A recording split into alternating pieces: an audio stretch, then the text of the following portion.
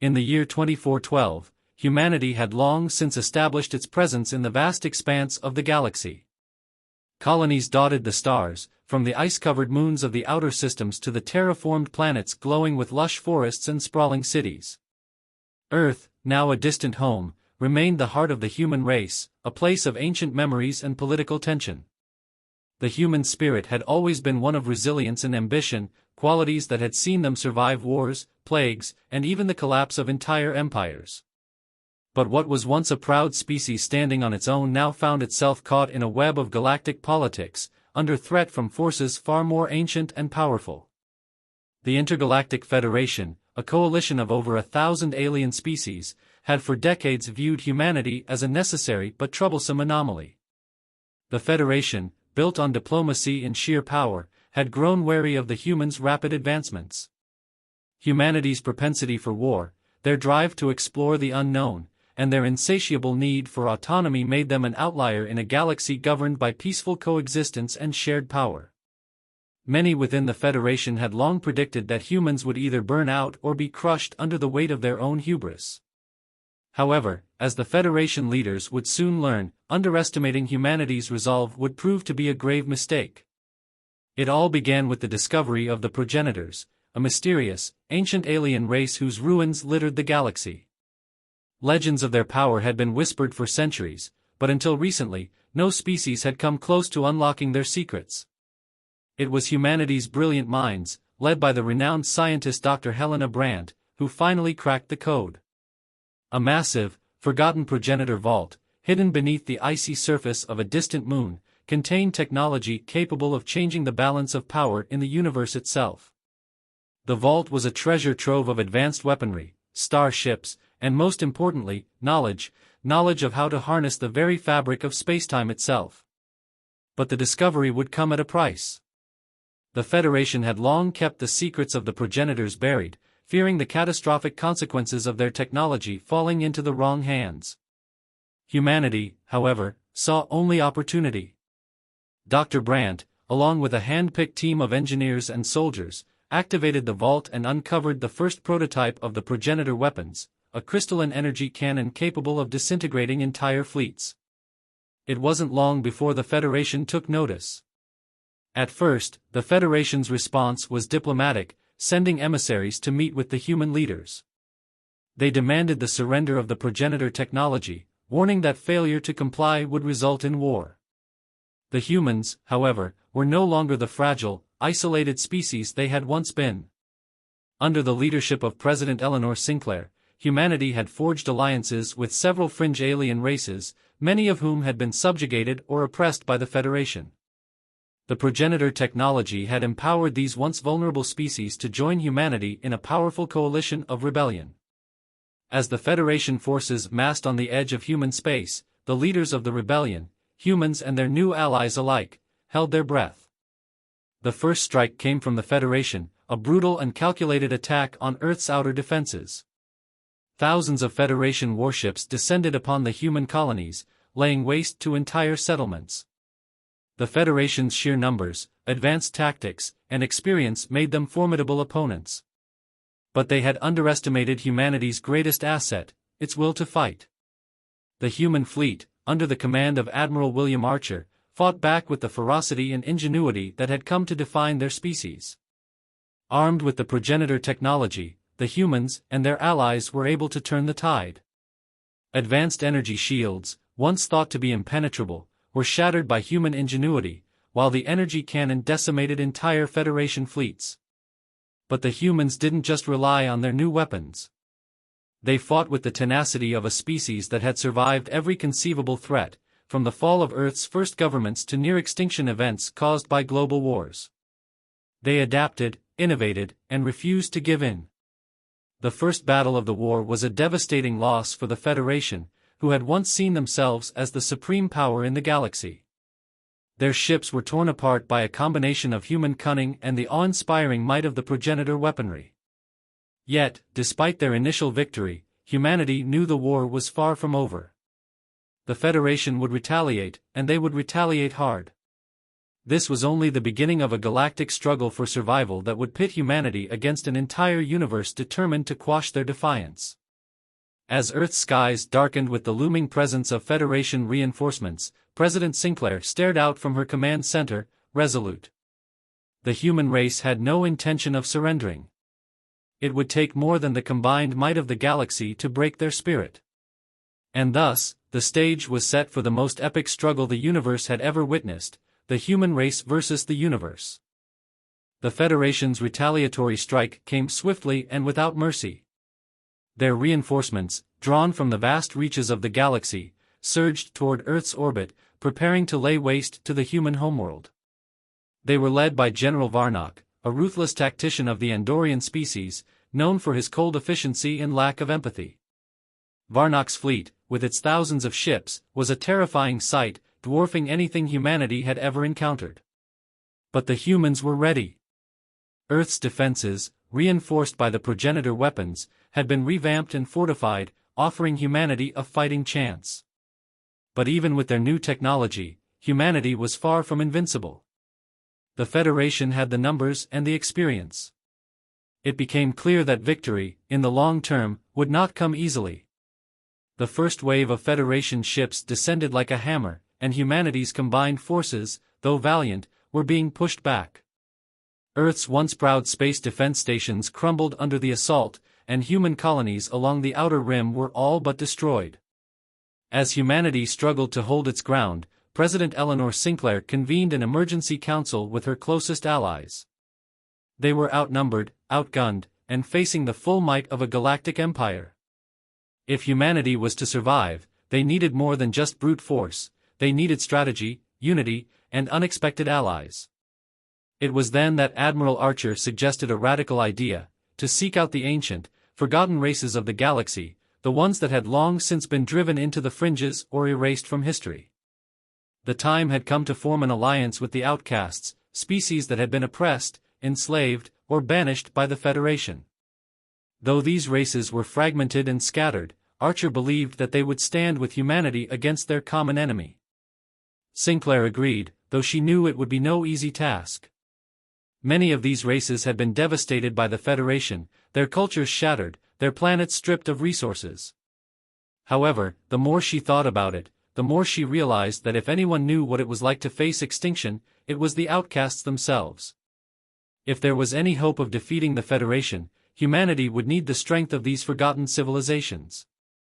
And so, with no time to waste, Sinclair sent out a series of covert missions across the galaxy, reaching out to the desperate and the dispossessed. Human diplomats, spies, and soldiers traveled to the farthest corners of known space, seeking to unite the scattered remnants of these oppressed species. They found the Naloxi, a race of reptilian beings whose homeworld had been ravaged by Federation mining operations. They found the Thar, a once proud aquatic species whose people had been enslaved for centuries, their oceans turned into Federation-controlled military bases.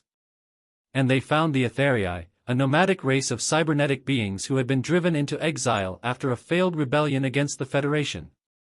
The negotiations were delicate, fraught with distrust and bitterness.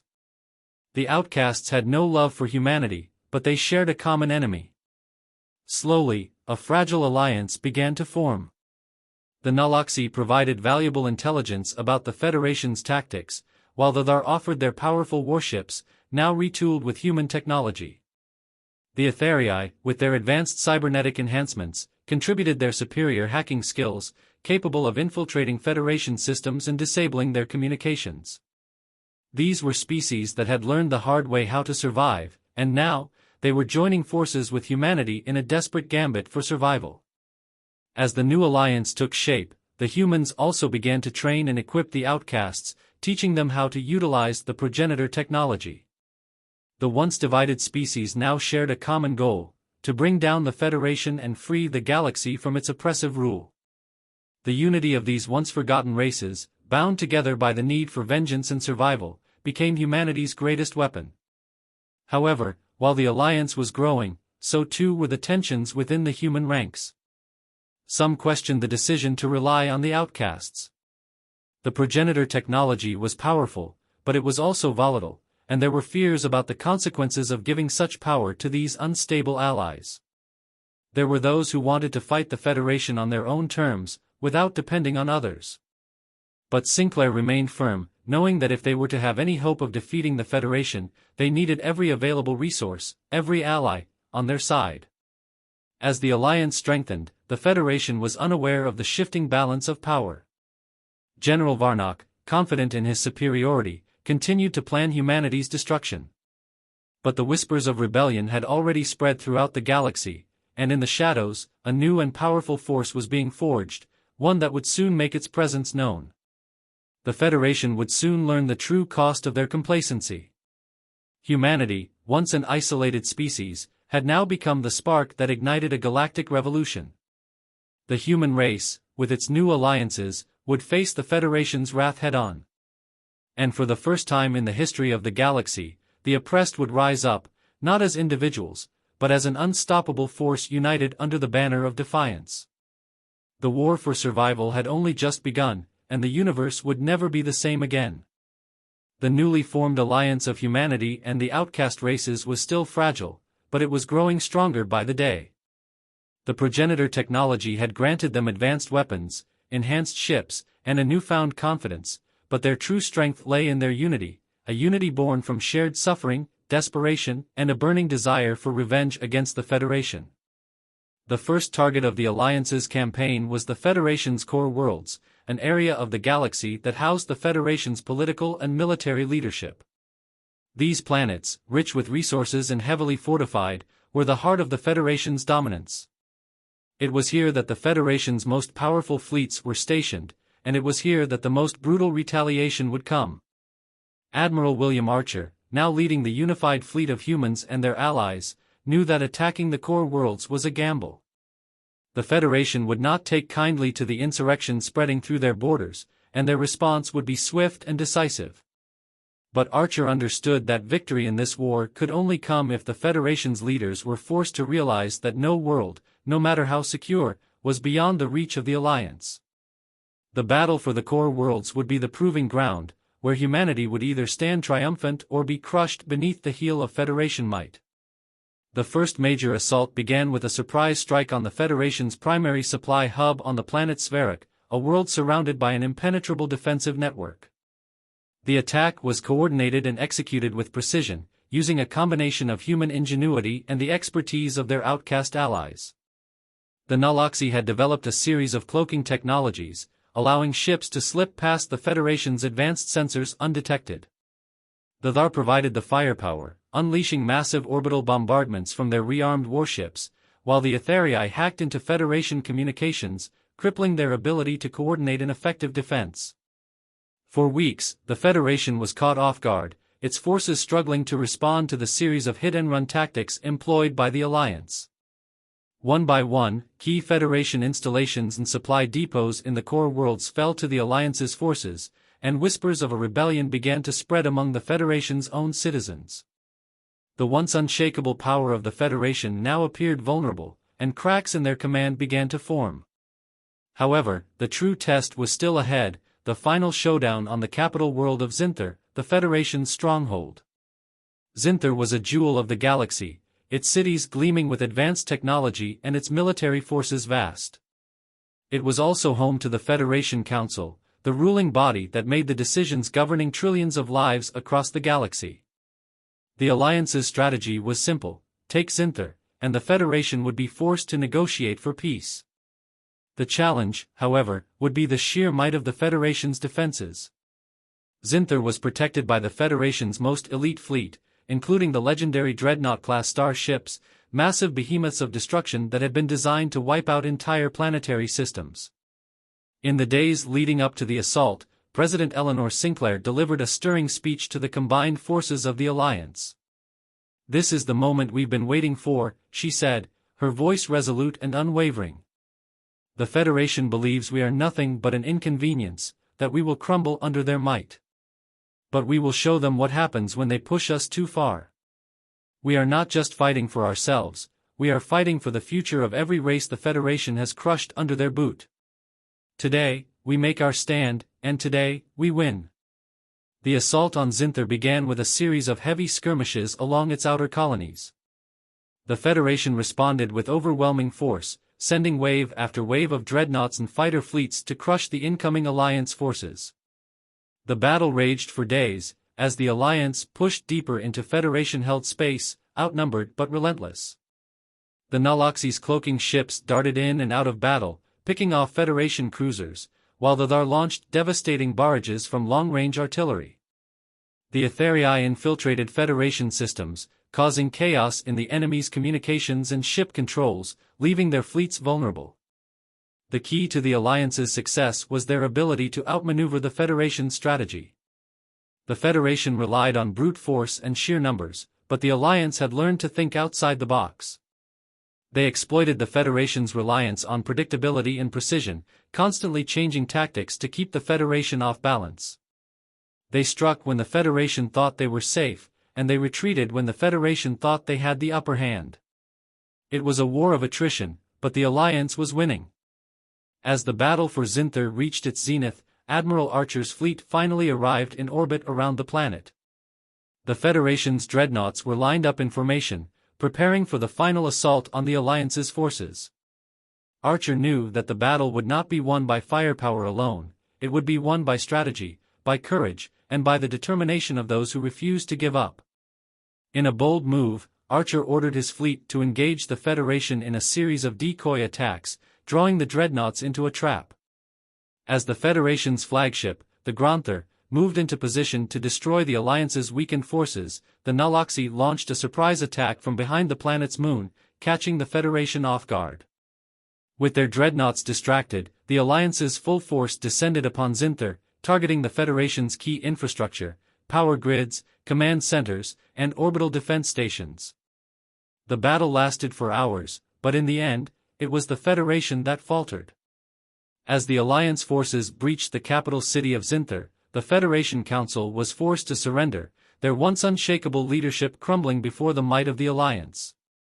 The victory was bittersweet.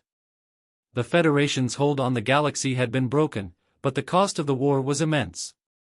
Thousands of lives had been lost on both sides, and the galaxy was scarred by the devastation. Yet, as President Sinclair stood on the ruins of Zinther, looking at the smoldering remains of the Federation's capital, she knew one thing for certain: humanity had proven its place in the galaxy. They had faced the universe's might and survived. The battle for the core worlds had been won. But the war was far from over. The victory at Zinther sent shockwaves throughout the galaxy.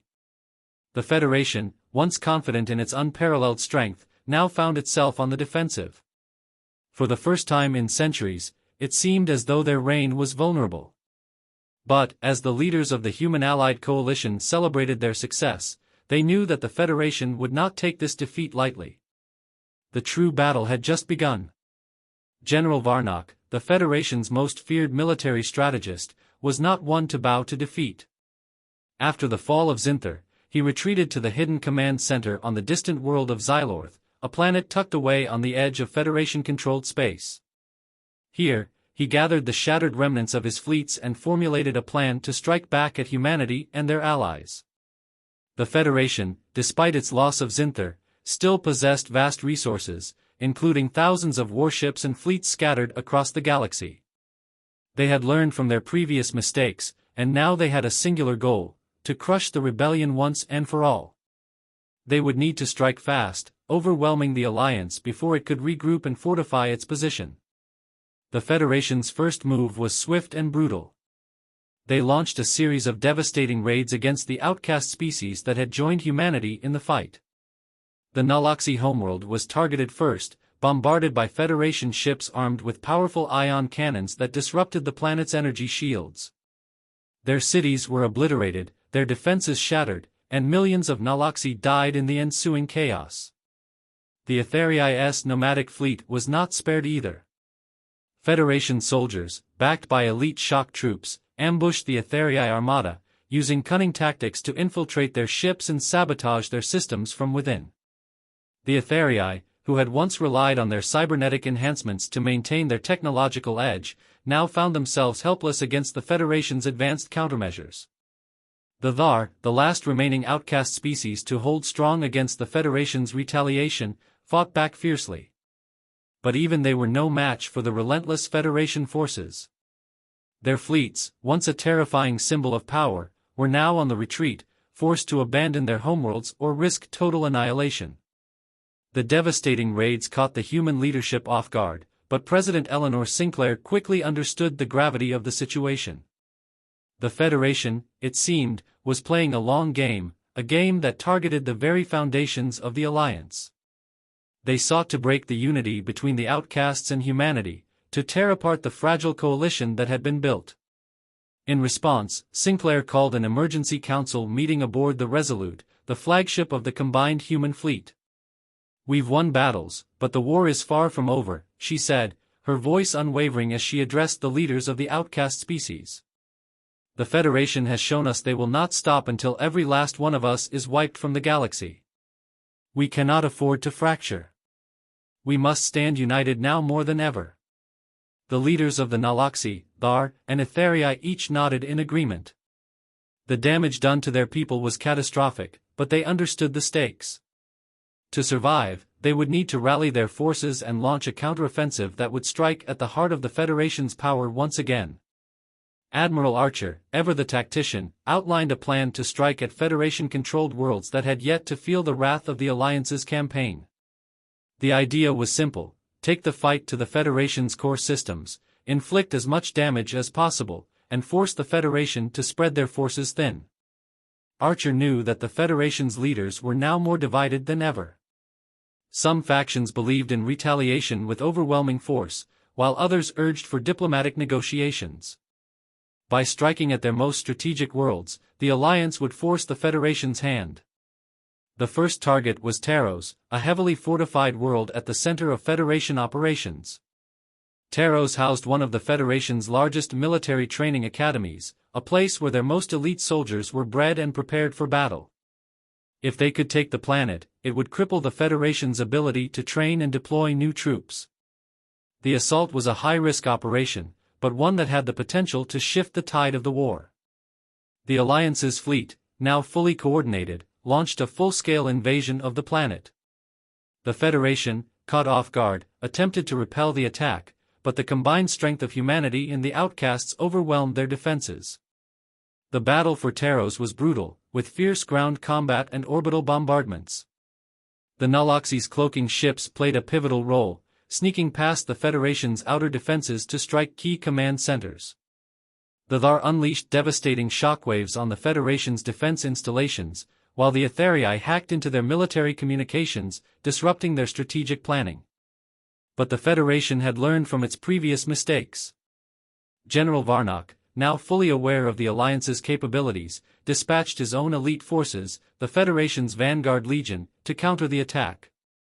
These were the Federation's best soldiers, trained to deal with insurgencies, rebellions, and other threats to their power. The Vanguard Legion's presence on Taros turned the tide of battle, forcing the Alliance to retreat. Yet, in the chaos of the retreat, Admiral Archer and his forces managed to capture one of the Federation's most valuable assets, a prototype superweapon capable of turning the tide of any battle. The weapon, known as the Helix Cannon, was a massive energy projection device capable of disintegrating entire fleets with a single shot. The Federation had been developing the Helix Cannon in secret, and now, the Alliance had it in their hands.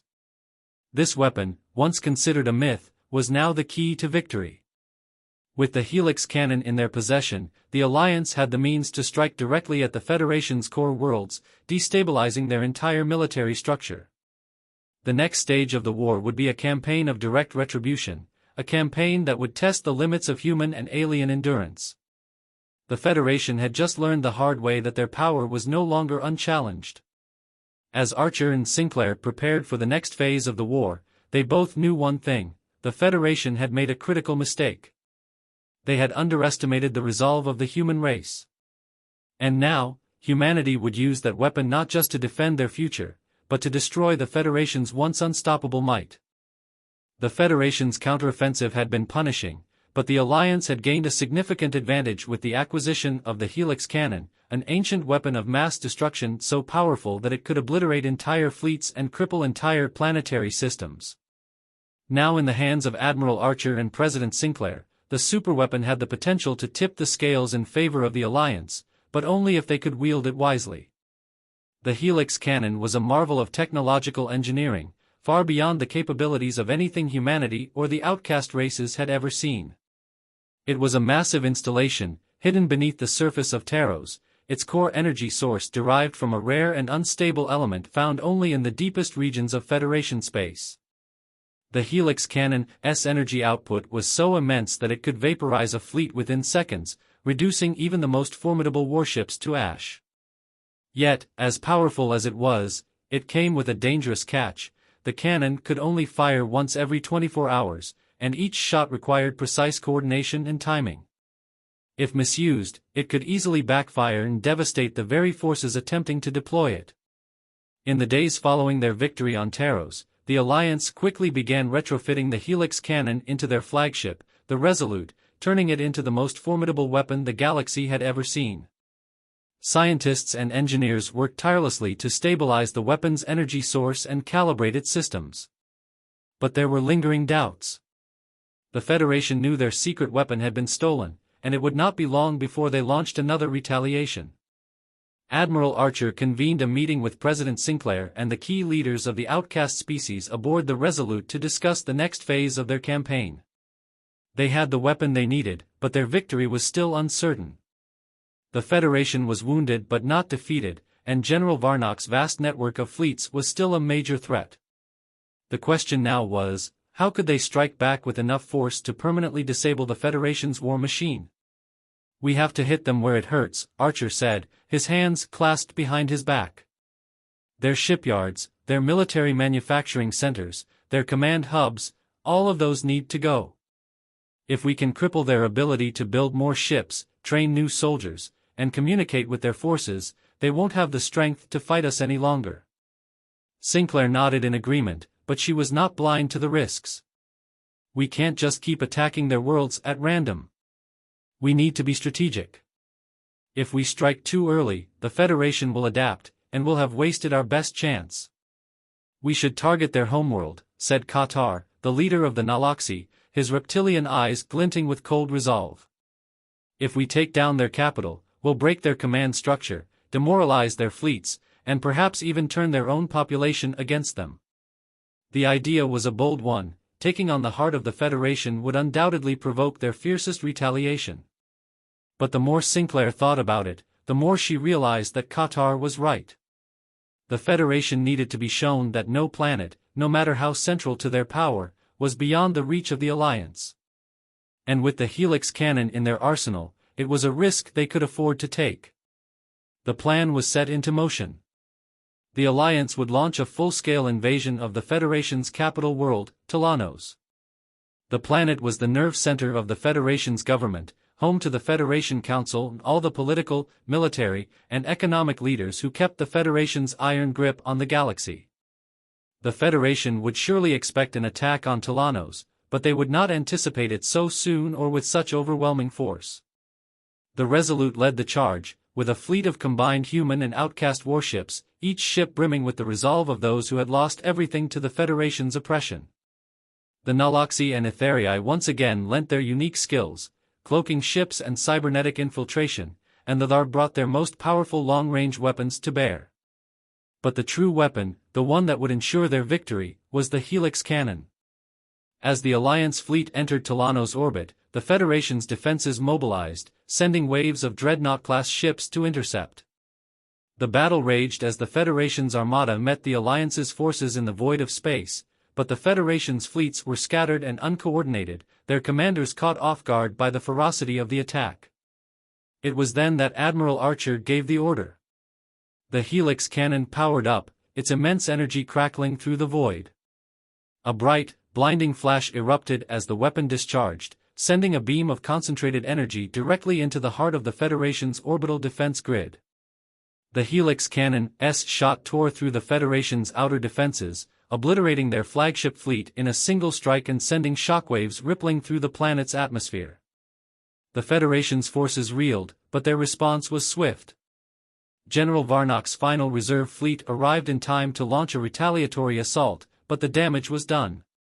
The Helix cannon had devastated the Federation's orbital defense network, leaving them vulnerable to the Alliance's full-scale assault.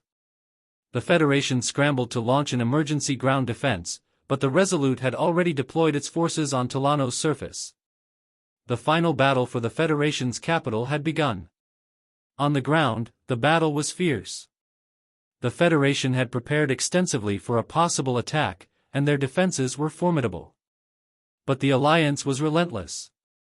With every inch they took, they sent a message: the Federation's reign of terror would come to an end. It was not without cost. Thousands of lives were lost on both sides, and the Federation's final line of defense, Varnock's elite Vanguard Legion, fought with ruthless precision. But the human and outcast forces pushed forward, their determination unshakable. As the final defenses of the Federation crumbled, President Sinclair stood on the steps of the Federation Council building, overlooking the battlefield. The Federation, the once unstoppable force that had lorded over the galaxy for centuries, was now on its knees. The war was not over, but humanity and their allies had taken the first step toward victory.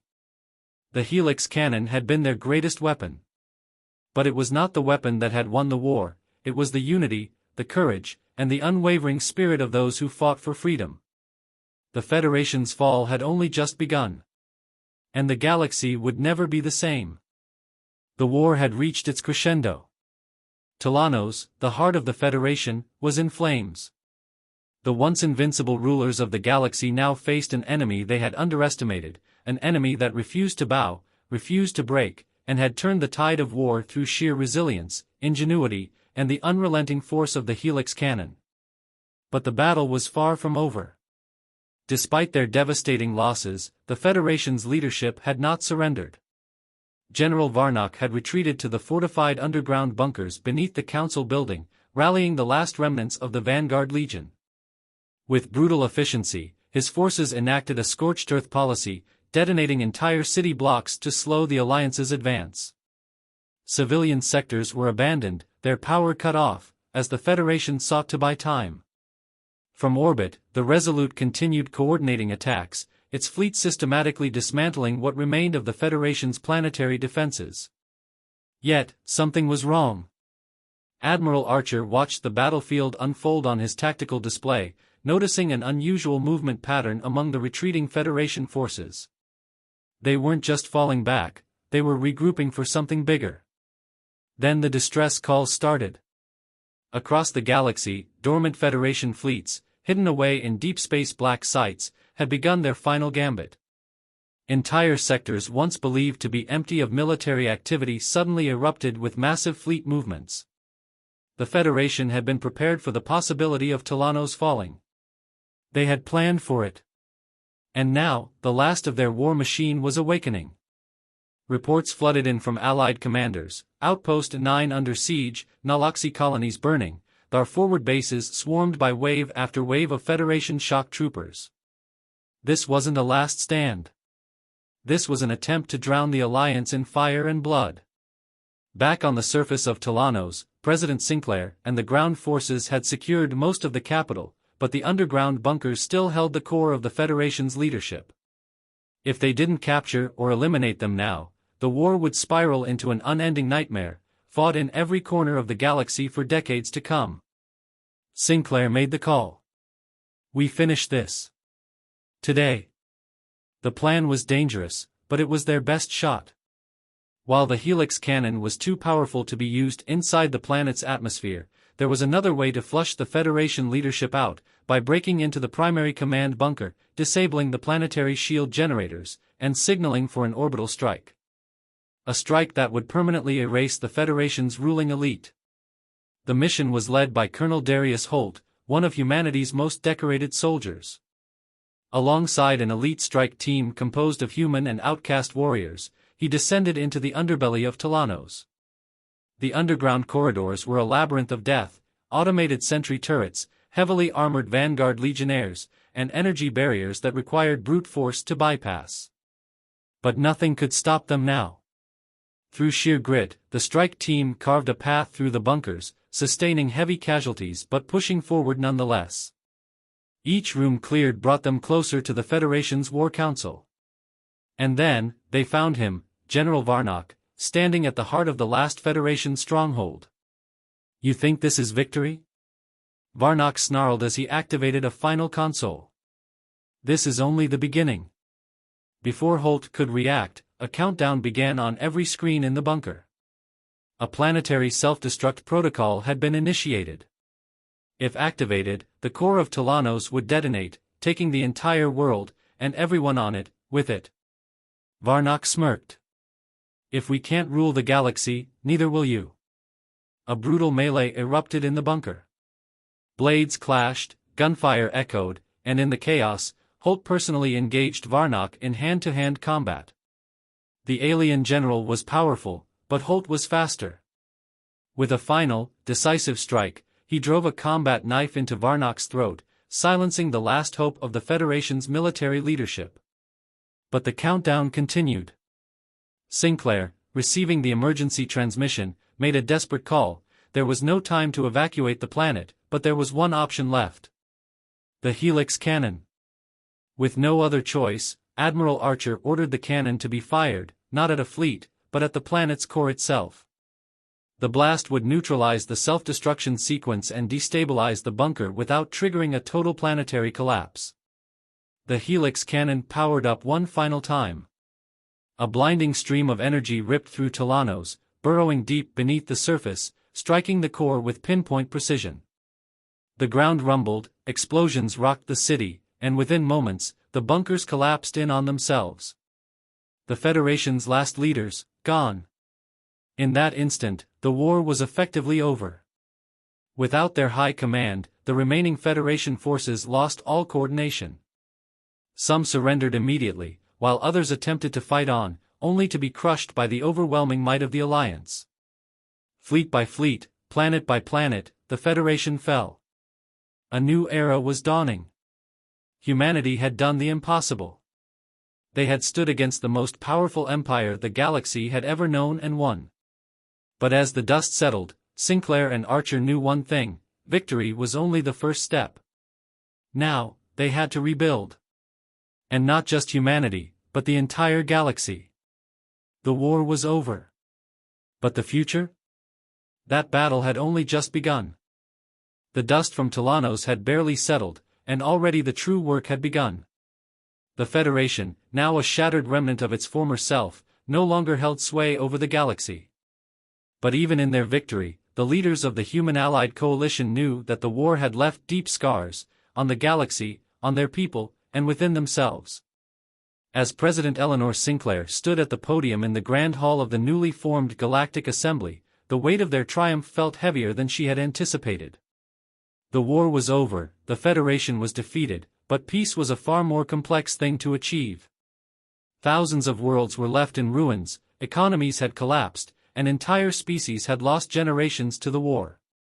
The road to recovery would be long. "We have won," Sinclair began, her voice steady yet full of conviction. "But it is not the end. It is only the beginning of the future we will rebuild. A future of peace. A future of cooperation. A future where no species, no matter their size or power, will ever again be subjugated to the will of a tyrannical empire." Behind her, representatives from the once feuding species, humans, Naloxi, Etherii, Thar, and others, sat in agreement. There were no more barriers between them, no more walls of distrust. They had fought together, and now, together, they would forge a new future. But not all was simple. Admiral Archer stood beside Sinclair, overseeing the stabilization efforts as his fleet assisted with securing liberated planets. He had seen the horrors of war up close, and the toll it had taken. While he believed in the future they were working toward, he also knew that the shadow of the Federation's cruelty could not be erased overnight. "There's a lot of cleanup left to do," Archer said, his voice low as he spoke to Sinclair during a private meeting. "The Federation's remnants are scattered, and some of the most hardcore factions are still out there. Some might even be planning their own counterattack. Sinclair nodded, understanding the gravity of the situation. Despite their victory, there were still holdouts, rogue generals, warlords, and remnants of the old guard that clung to their ideals of conquest. They wouldn't surrender easily. Yet she had faith that the Alliance's unity, formed in the fires of battle, was unbreakable. The focus now was on the vast reconstruction project, the reparation of devastated planets, and ensuring that the voice of every species had a say in the galactic future. The Assembly began drafting new regulations that would ensure that no race would be subjugated again, no world ravaged by endless war. A galactic constitution was being established that would protect the freedom of all sentient beings, with mechanisms to prevent the rise of another oppressive empire. But there was another task at hand, the Federation's technology. The Alliance had salvaged not only the Helix cannon, but many other advanced Federation weapons and ships. They now stood at the crossroads of a critical decision: how to manage this newfound power. Should they keep it for defense, or destroy it to prevent future abuse? The councils debated fiercely, with some leaders, like Qatar of the Naloxi, advocating for the total dismantling of all Federation technology, fearing it could be used to start another war. Others, like Dar's chief strategist, thought that such power could be used to safeguard the peace. It was a debate that mirrored the struggle of rebuilding itself, how to wield strength responsibly. In the months that followed, the human and allied species began a campaign of reconciliation.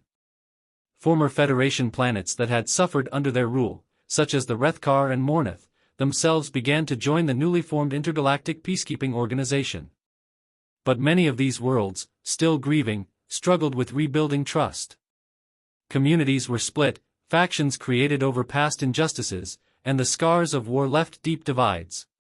One such world, Reminth, once the capital of the Federation's scientific and research community, stood on the brink of civil war. Many of its citizens, loyal to the Federation until the bitter end, refused to accept the new order. It was here that President Sinclair made a personal decision that would shape the course of the galaxy's future. Accompanied by Admiral Archer, she traveled to Reminth, determined to mediate a fragile peace. Sinclair met with the dissenting leaders in a closed-door session that lasted for days. Her sincerity, combined with the promise of a new beginning for every race in the galaxy, gradually began to win them over. But it wasn't easy. It took months of dialogue, exchange of technology, and the assurance that no one would be left behind for the effort to pay off. During the final negotiations, Sinclair made a pivotal statement. "We are not the conquerors of the Federation," she said, "we are its survivors. We've all paid too high a price for power. Now, we must rebuild with respect, with understanding. The galaxy does not need more empires. It needs communities, cooperation, and trust." It was the first time the galaxy's leaders truly saw that the human spirit was not just about conquering, it was about learning, about change. Humanity had been the last species to join the galactic stage, and yet they were the ones who had led the charge to overthrow the Federation. Through their struggle, they showed that power was not just about strength, but about the will to create something better. Months turned into years, and slowly the galaxy began to heal. The Federation's once great military was repurposed into a peacekeeping force, tasked with ensuring that no empire would ever rise again. New trade routes were established, and formerly isolated planets started interacting with one another in ways never before seen. Humanity, alongside their allies, had earned their place at the center of the galaxy, not by force, but through the very thing that had fueled their revolution: unity, determination, and hope. The galaxy, once divided by the cruelty of an oppressive regime, now stood united in the pursuit of a future where every species had the chance to thrive. And though the scars of war would always remain, humanity knew one thing: they had faced the darkness of the universe and emerged victorious. They had fought not for domination, but for survival and for the promise of a better tomorrow. They had shown the galaxy that the true strength of the human race lay not in its weapons, but in its capacity to rise above the ashes and build a new world. The human race had not just survived the galaxy's most brutal war, they had changed it forever. The future was theirs to shape.